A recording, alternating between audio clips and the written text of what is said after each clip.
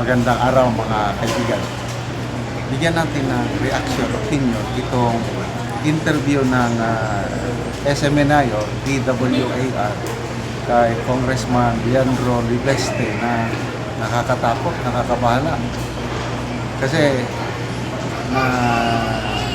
nararamdaman niya siguro, nanganganib ang buhay niya dahil sa hawak niya na listahan ng mga budget insertion yung galing kay Yusek Cabral. Kaya sa interview na ito, sabi niya kung pumanaw na ako, may instruction na ako na ilalabas ng todo lahat ng listahan. Ito, pakinggan natin siya. Sisiguraduhin ko na balang araw lalabas ito kasi kaya po isa sa mga dahilan na hindi ito nilabas ngayon ay nakakatakot para sa seguridad ng mga maglalabas na ilabas ito. Pero kung pumanaw na ako, nagbigay po ako ng instruction na ilabas yung buong Cabral files.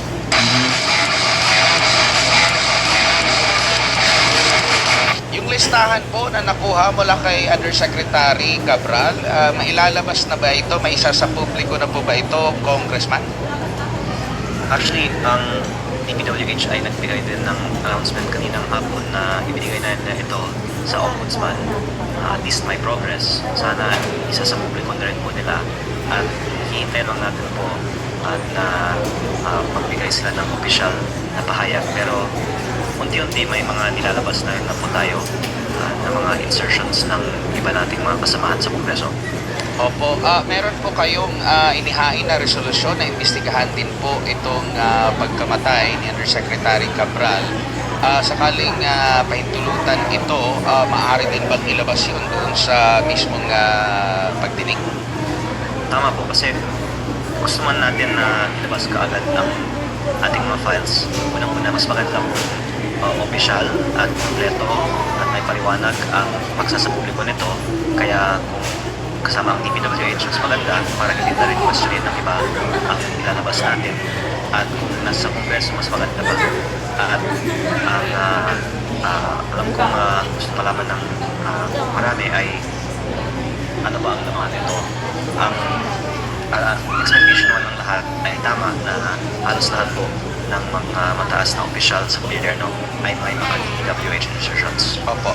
Pag sinabi po natin yung insertions, itong mga proponent ba nito ay automatic may nagawang kasalanan kong?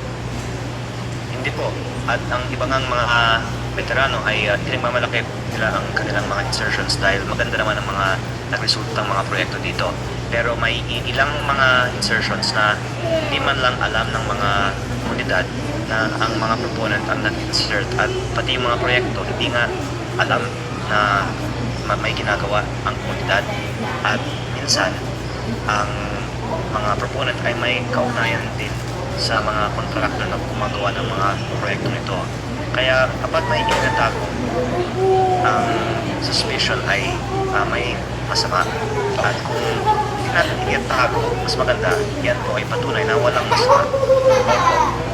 Doon po sa listahan po, sir, meron po ba kayong rough estimate muna kung ilan nga yung nasa listahan na may insertions at listahan po ng mga proponents at maaari nyo bang maibahagi kung mga ilang ang percentage dito na tingin po ninyo ay merong anomalya?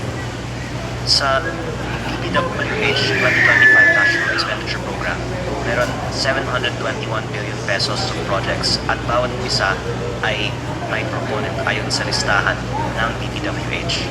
Sa 721B na ito, 401 billion ay proponent ang district congressman. Ito po ang tinatawagang allocable. At yung lampas dito na 320 billion, ang outside allocable na iba-iba ang mga proponent. Kasama po dito ang tinatawagang leadership fund. At meron din po mga ibang code names na ayon sa aking research ay mga pinaparte-parte sa mga kontraktor. Ang ibang mga proponent din naman ay mga secretary at undersecretary ng mga ahensya na hindi DPWH. Kaya ang malabas, basta ikaw po ay mataas na opisyal sa gobyerno, pwede kang hirit ng flood control project insertion. Opo. Sir, linawin ko lang yung daan-daang mga allocables, mga insertions na sinasabi po. Meron po ba kayong maibahagi na estimate kung ilang porsyento rito po yung possible may anomalya? Okay. So, ito na no, yung research ng Philippine Center for Investigative Journalism. Yan yung mga allocables ng may pinakamalaki na in-insert si Congressman Sandro Marcos, 15.4 billion for the past 3 years yan. At saka 14.4 billion naman si Congressman dating Speaker Romualdez, according sa research ng PCIG. So, allocables, insertion. Tama yung paglilinaw ni Congressman Leandro, hindi naman lahat ng insertion masama. Yung mga matitinong lawmakers, nag-insert sila kasi gusto nilang matulungan ang kanilang distrito. Kaya lang, ginawa nila ng tama yung proyekto. Wala silang itinatago. Yun. Hindi sila kabahan. Ang kinakabahan ngayon, yung nag-insert na walang ginawang project or laki ng kickback, kaya naging substandard. Kaya talagang but dito ako na kinakabahan sa delikado ang kalagayan ng tao na maglalabas ng listahan na ito, sabi niya. I agree. Kaya tama yung ginagawa niya na hindi niya muna ilalabas yung buong listahan. Pabayaan lang muna niya ang DPWH na maglabas. Kaya lang, sa tingin ko, hindi ilalabas yan ng DPWH. Kaya siguro, baka mapipilitan si Congressman Leandro na siya na lang maglabas. So, ipagdasal po natin ang kaligtasan ni Congressman Leandro. Okay mga kaibigan, salamat sa inyong pagsubaybay sa ating channel. Nakakatulong kayo ng malaki sa tribong Kalan ng Bukidnon dahil ang sweldo natin sa channel na ito is pantulong sa tribo. Namimigay tayo ng libreng yero at pako para makapagpatayo sila ng mas maayos na tirahan. Panoorin nyo ang video na ito.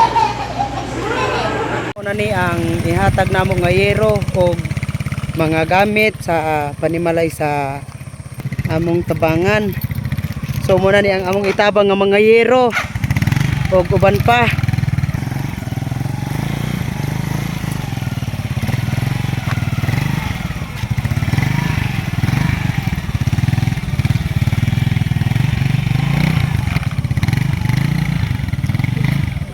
Karon abot magyod.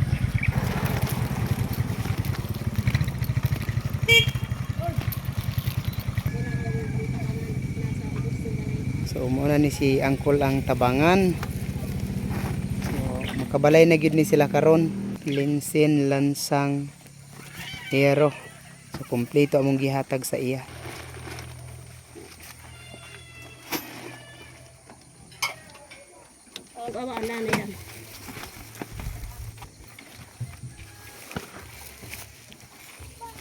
Ada oh.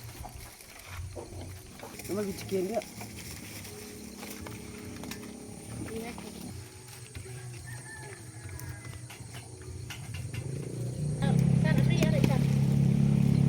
So karon ihatod na gyud sa panimalay ni Angkol ug ni Ante ang among gitabang sa ilaha. So makabalay na sila og do na pod may gihatag nga mga makatabang sa ilaha nga para sa ilang kahimtang. Payag balay na gyud ni inaanay sin nga natapos panalangin. Maini kay pagbuot ni sa tas ang tingaling nga maabot ng among pangandoy. Kinabuhi. Oo, so Sa mo ang pangkamot wala di mahimo. sumuna ni ang hitsura sa mao nga panimalay ilang Angkol ug Ante nga gitagaan sila og tabang tungod sa ilang kalisod. Nga silupin lang gyud in town. Mong balay o payag bay. Mo na among kahintang. Una ni ang ilang kahimtang ilang Ante. taon among atop Ilang kaldero isa ra ka buok. wala gyud. At gyud kay sa Ginoo nga naara gyud nakaabot sa amo nga tabang nga wa namo damha nga karong adlaw gyud naara gyud di ay naluoy sa amo nga sa amo kaimtang ay amin adlaw do mangita taon ako. Salamat kayo te. Salamat